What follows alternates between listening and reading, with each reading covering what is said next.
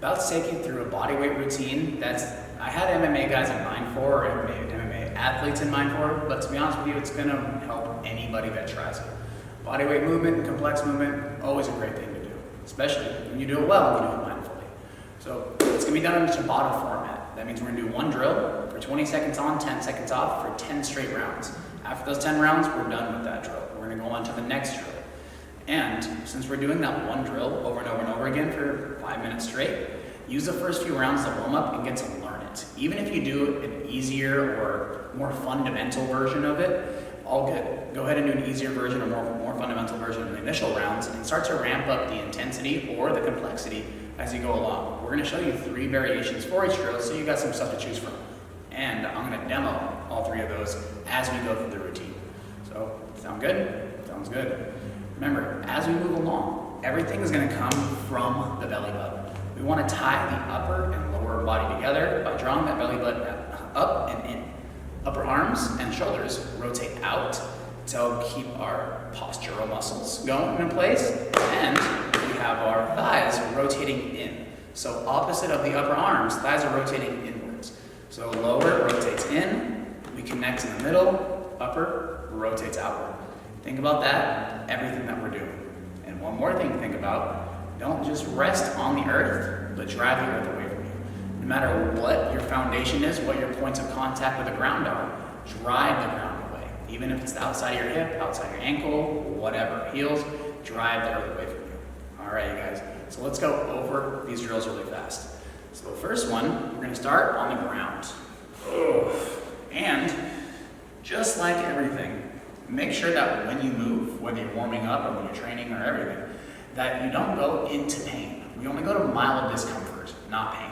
Pain's your body way of telling you that's a little too much. But the more time we spend exploring the difference between pain and discomfort, the better we can tell the difference between the two, and safely ride those lines. So first up, we have our shinbox switch. Toes are spread, fingers are spread. We're gonna keep anything on the ground, pressing the ground away, active. So the feet aren't just hanging out, their toes are spread and I'm driving the earth. Same thing with my hands.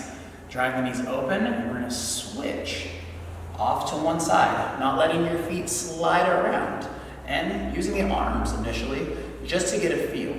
Now let's go ahead and switch back to the other side.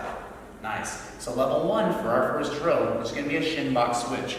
Toes are spread, feet are flexed, and we're driving the ankles into the earth. They're not just resting there, they're driving down as we sit and as we switch. As you start getting more comfortable with your shin box, feel free to reach forward and use one arm at a time as we switch, or start using both arms forward, so long as we can keep our posture. Nice. Now level 2, we're gonna add an extension.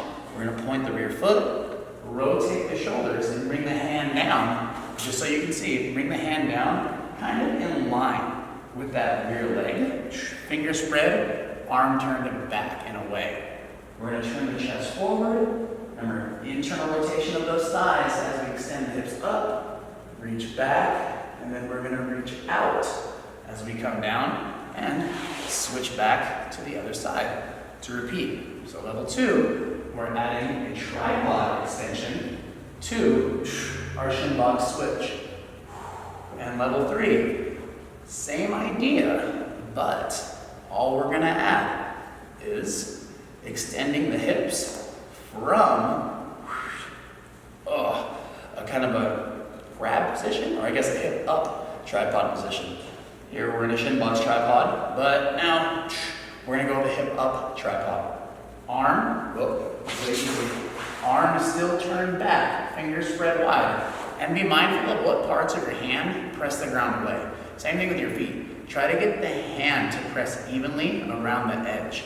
You'll notice sometimes in between the index and your thumb tries to roll up. Try to get that to drive down. And with your feet, try to get the sole of your foot, not the arch, but the ball outside and heel to drive the floor away evenly and not rely on your toes. Anyway, sorry, last part. So we go from knee up, hip up, knee up, hip up, and then extend into our tripod. reaching out and coming down at an angle back into the shin box. So we're gonna bring the hips up, extend, reach out, and come back down to the outside of our hip. 4, we switch back. Cool. So level 1, shin box switch. Level 2, shin box switch with tripod extension. Level 3, shin box switch with tripod extension from a hip up position.